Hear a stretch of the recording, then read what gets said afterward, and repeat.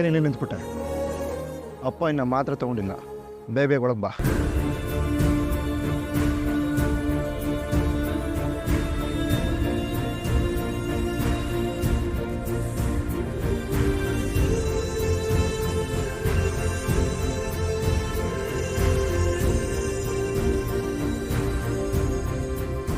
ಮಾವ, ನಿಮ್ಮ ಮಗ ಕರ್ಕೊಂಡು ಬರ್ತೀನಿ ಅಂತ ಹೋಗಿದಾರಲ್ಲ, ಇನ್ನೂ ಯಾಕೆ ಹಠ ಮಾಡ್ತಿದ್ದೀರಾ? ಬಾ, ಬಂದ ನೋಡು.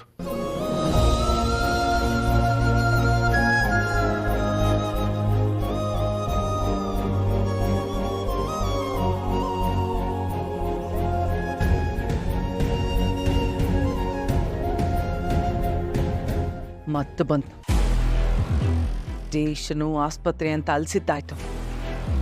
ಈಗ ವಾಪಸ್ ಬಂದಮೇಲೆ ಈ ಮನೆಯವ್ರನ್ನ ಅದು ಎಲ್ಲಿ ತೊಗೊಂಡೋಗಿ ನಿಲ್ಲಿಸ್ತಾಳು. ಸುಮ್ಮನೆ ಇರೇ, ಯಾಕೆ ಹೀಗೆಲ್ಲ ಮಾತಾಡ್ತೀಯ? ನಿನ್ನ ಬಾಯಿಗೆ ಪ್ಲಾಸ್ಟ್ ಅಲ್ಲ ಕಣೆ, ಸ್ಟೆಪ್ಲರೇ ಹಾಕಬೇಕು ನೀನು. ನೀನಾ ಕಂದ, ಬಾಮ್ಮ ಒಳಗೆ ಬಾ.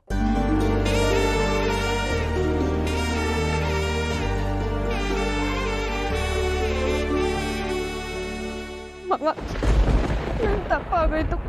ನನ್ನನ್ನು ದಯವಿಟ್ಟು ಕ್ಷಮಿಸ್ಬಿಡಿ. ನಿಮ್ಗೆ ಹೀಗಾಗತ್ತೆ ಅಂತ ನಾನು ಊಹೆ ಕೂಡ ಮಾಡಿರಲಿಲ್ಲ. ಬಿಡಮ್ಮ, ಬಿಡು, ಅಳ್ಬೇಡ ತಾಯಿ. ಇದಕ್ಕೆಲ್ಲ ನೀನು ಕಾರಣನೇ ಅಲ್ಲಮ್ಮ. ಮತ್ತಿನ್ಯಾರ ಕಾರಣ? ಇದಕ್ಕೂ ಮನೋಜನ್ ಹೆಸರೇ ಹೇಳ್ಬಿಡಿ, ಸರಿ ಹೋಗುತ್ತೆ.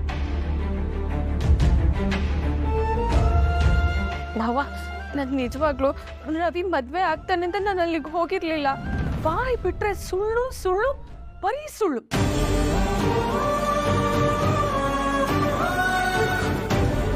ನಮ್ಮ ಮುಂದೆ ದೇವಸ್ಥಾನಕ್ಕೆ ಹೋದ್ಲು, ಅದು ರವಿ ಜೊತೆನೇ ಹೋದ್ಲು. ಈಗ ನನಗೇನು ಗೊತ್ತೇ ಇಲ್ಲ ಅಂತ ಡ್ರಾಮಾ ಮಾಡ್ತಿದ್ದಾಳೆ. ಮಾವ, ನಾನು ನಿಜ ಹೇಳ್ತಾ ಇದ್ದೀನಿ. ರವಿ ನನ್ನನ್ನು ಅಲ್ಲಿ ಕರ್ಕೊಂಡು ಹೋಗಿದ್ದಿದ್ದೆ ಬೇರೆ ಕಾರಣಕ್ಕೆ.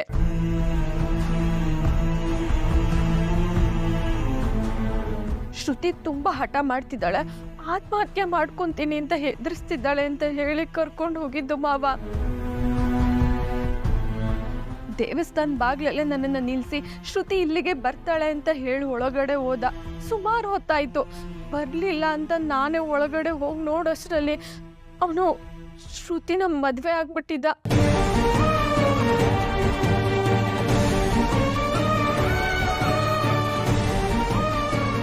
ಸಾಕ್ಷಿ ಬುಕ್ಗೆ ತಾವ್ಯಾಕೆ ಸೈನ್ ಮಾಡಿದ್ದು ಹಾಗಾದ್ರೆ? ಇದು ಪಾಯಿಂಟ್. ನಮ್ಮನ್ನೆಲ್ಲ ಬೇಕಾದ್ರೆ ಏಮಾರಿಸ್ಬೋದು, ಆದ್ರೆ ಮನೋಜನ್ ಏಮಾರ್ಸಕ್ಕಾಗಲ್ಲ. ಮಾವ, ಅದಕ್ಕೂ ಕಾರಣ ಇದೆ ಮಾವ. ಇಬ್ರು ನನ್ನ ಕಾಲು ಹಿಡ್ಕೊಂಡು ತುಂಬಾ ಬೇಡ್ಕೊಂಡ್ರು. ನಾವು ಮನೇಲಿ ಹೇಳಿ ಒಪ್ಪಿಸ್ತೀವಿ, ಇಲ್ಲಿ ಸಾಕ್ಷಿ ಒಂದೇ ಒಂದಕ್ಕೆ ಸೈನ್ ಮಾಡಿ ಅಂತ ಹೇಳಿದ್ರು. ಆದ್ರೆ ಅವರಿಬ್ರು ಮನೆಗೆ ಬರ್ಲಿಲ್ಲ ಮಾವ.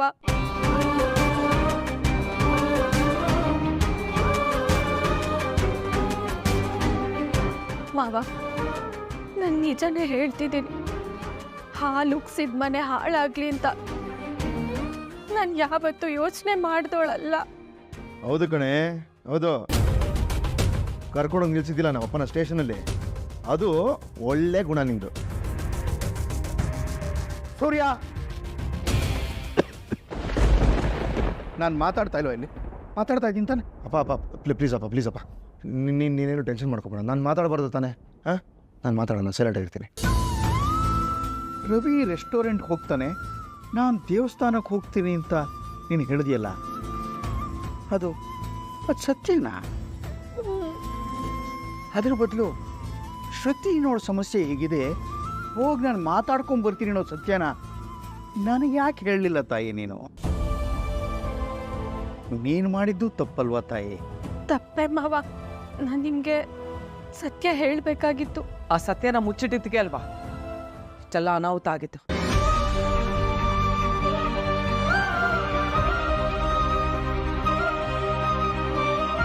ಯಾರ ಮನೆ ಬೇಕಾದ್ರೂ ಹಾಳಾಗ್ಲಿ, ಯಾರು ಬೇಕಾದ್ರೂ ಆಸ್ಪತ್ರೆಗೆ ಸೇರಿ, ನಿನಗೇನಾಗಬೇಕು ಅಲ್ವಾ? ನನ್ನ ಮಗನಿಗೆ ಮದುವೆ ಮಾಡಿಸಿ ದೊಡ್ಡವಳಾಗ್ಬಿಟ್ಟೆ ಅಮ್ಮ ನೀನು.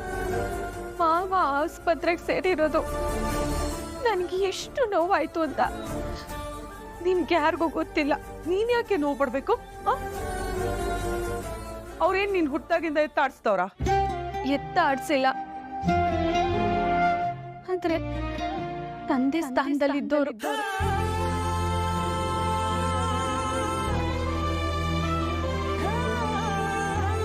ತಂದೆ ಕಳ್ಕೊಂಡು ನೋವನ್ನ ದೂರ ಮಾಡಿದವರು, ಎರಡನೇ ತಂದೆ ಆಗಿದ್ದವರು. ಅದಕ್ಕೆ ಮಗಳು ಮನೇಲೇ ಇರಲಿ ಅಂತ ನಿನ್ನ ಕರೆಸಿದ್ದು ಕಂದ.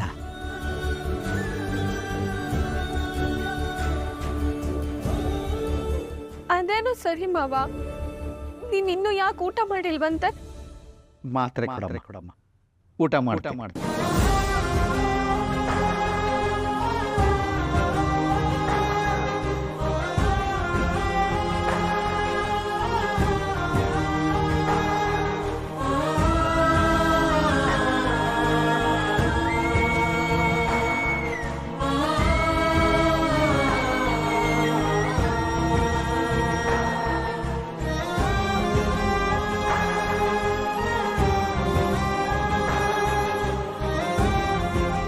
ಹೊಟ್ಟೆ ಅಷ್ಟು ಗ್ಯಾಸ್ಟ್ರಿಕ್ ಆಗ್ತದೆ.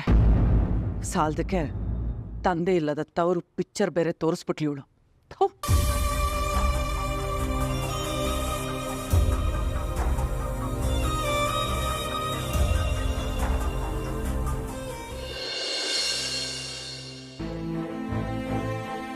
ಬನ್ನಿ, ಅಡಿಗೆ ರೆಡಿ ಇದೆ. ಯಾಕೆ? ಯಾಕೆ ಅಂದ್ರೆ ಊಟ ಮಾಡೋದಿಕ್ಕೆ. ನಮ್ಮ ಹೊಟ್ಟೆ ಪಾಡು ಹೆಂಗೋ ನಡೆಯುತ್ತೆ, ನಾವು ನೋಡ್ಕೋತೀವಿ. ನಾವು ಎಕ್ಸ್ಟ್ರಾ ಆಕ್ರೆ ಎಲ್ಲ ತೋರ್ಸೋದೇನು ಬೇಕಾಗಿಲ್ಲ. ಯಾಕ್ರಿ ಹೀಗೆಲ್ಲ ಮಾತಾಡ್ತಿದ್ದೀರಾ? ಇವನೇ ನಮ್ಮ ಮನೆಗೆ ಬಂದು ನನ್ನ ವಾಪಸ್ ಕರ್ಕೊಂಬಂದ್ಬಿಟ್ಟಿದ್ದಾನೆ. ನಾನು ಮಾಡಿರೋದನ್ನೆಲ್ಲ ಮರ್ತೋಗ್ಬಿಟ್ಟಿದ್ದಾನೆ ಅನ್ನೋ ಭ್ರಮೆನೇನಾದರೂ ಇದ್ದರೆ ತಾವು ದಯವಿಟ್ಟು ಅದರಿಂದ ಹೊರಗೆ ಬನ್ನಿ. ತಾವು ಮಾಡಿರೋ ಮೋಸ ನಾವೇನು ಮರ್ತಿಲ್ಲ, ಮರೆಯೋದು ಇಲ್ಲ. ನಾನು ಯಾವ ತಪ್ಪು ಮಾಡಿಲ್ಲ, ಎಲ್ಲ ಮಾವನ ಹತ್ರ ಹೇಳಿದ್ದೀನಿ. ಅವರು ನಿನ್ನ ಮನೆಗೆ ಸೇರಿಸ್ಕೊಂಡ್ರು ಅಲ್ವಾ? ನೀನು ಮಾಡಿರೋದು ಸಣ್ಣ ತಪ್ಪಲ್ಲ, ಕ್ಷಮಿಸಿ ಮನೆ ಒಳಗೆ ಬಿಟ್ಕೊಳ್ಳೋಕೆ. ಈ ಮನೆ ಮಗನ್ನೇ ಈ ಮನೆಯಿಂದ ದೂರ ಮಾಡಿದ್ಯಾ. ನಮ್ಮಪ್ಪ ಒಳ್ಳೆಯವರು, ದೊಡ್ಡ ಮನಸ್ಸು ಮಾಡಿ ನಿನ್ನ ಕ್ಷಮಿಸ್ಬಿಟ್ಟಿದ್ದಾರೆ. ಆದ್ರೆ ನಾನು ಹಂಗೆ ಅಂತ ಅನ್ಕೋಬೇಡ. ನೀನು ಮಾಡಿರೋ ತಪ್ಪನ್ನು ನಾನು ಯಾವತ್ತೂ ಕ್ಷಮಿಸಲ್ಲ.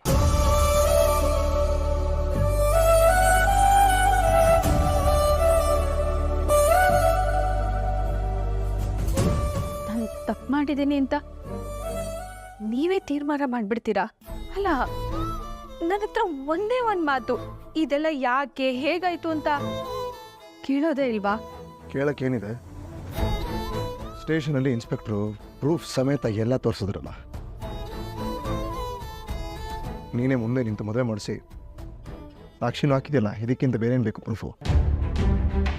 ಯಾರು ಏನೇ ಹೇಳಿದ್ರು ನೀವು ನಂಬಿಡ್ತೀರಾ ಅಲ್ವಾ? ನಮ್ಮದೇ ಇರೋದಕ್ಕೆ ನೀನೇನು ಸೈನ್ ಮಾಡಿಲ್ಲ ಅಂತೀಯ?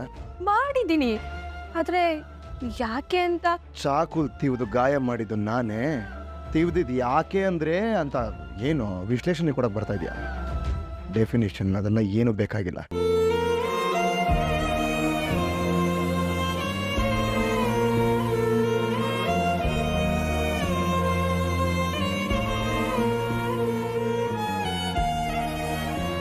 ನನಗೆ ನೀನು ಮಾಡಿರೋ ಗಾಯ ಯಾವತ್ತೂ ಆರಲ್ಲ. ನಿನ್ನ ನೋಡಿದಾಗ್ಲೆಲ್ಲ ನಮ್ಮಪ್ಪಲ್ ಲಾಕಪ್ಪಲ್ಲಿ ಇದ್ದಿದ್ದೆ ನೆನಪಾಗತ್ತೆ.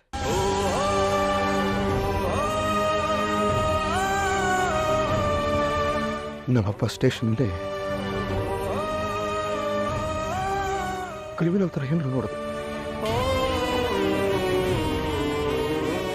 ಒಬ್ಬ ವಯಸ್ಸಿಗೆ ಬಂದಿರೋ ಮಗ ಅಪ್ಪನ ಆ ಪರಿಸ್ಥಿತಿ ನೋಡಿದ್ರೆ ನನಗೆ ಹಿಂಗಾಗ್ಬೇಡ. ನನಗೆ ಅಪ್ಪನ ವಯಸ್ಸಿಗೆ ಒಂದು ಮರ್ಯಾದೆ ಕೊಟ್ಟಿಲ್ಲ ಯಾರು. ನನಗೇನು ಬೇಜಾರಾಗಿಲ್ಲ ಅಂತ ಅನ್ಕೊಂಡಿದ್ದೀರಾ? ಆದರೆ ಅದೆಲ್ಲ ಆಗಿದ್ದು ನನ್ನಿಂದ ಅಲ್ಲ. ನಿನ್ನಿಂದಾನೆ. ನೀನೇ ಎಲ್ಲ ಪ್ಲಾನ್ ಮಾಡಿದ್ದು. ಏನು ಹೇಳಿದ್ರು ನಿನ್ನ ಮಾತು ನಾನು ನಂಬಲ್ಲ. ಅಪ್ಪ ಹೇಳಿದ್ರು ಒಂದೇ ಒಂದು ಕಾರಣಕ್ಕೆ ನಿನ್ನಲ್ಲಿ ಕರ್ಕೊಂಬಂದೆ. ಈಗಲೇ ಹೇಳ್ತಾ ಇದ್ದೀನಿ, ಸೈಲೆಂಟಾಗಿ ಮೂಲೆಯಲ್ಲಿ ಬಿದ್ದಿದ್ರೆ ಸರಿ. ಏಯ್, ನಾನು ಈ ವಿಷಯಕ್ಕೆ ತಲೆ ಹಾಕ್ಬೇಡ, ಮತ್ತೆ ಮತ್ತೆ ಹೇಳ್ತಾ ಇದ್ದೀನಿ.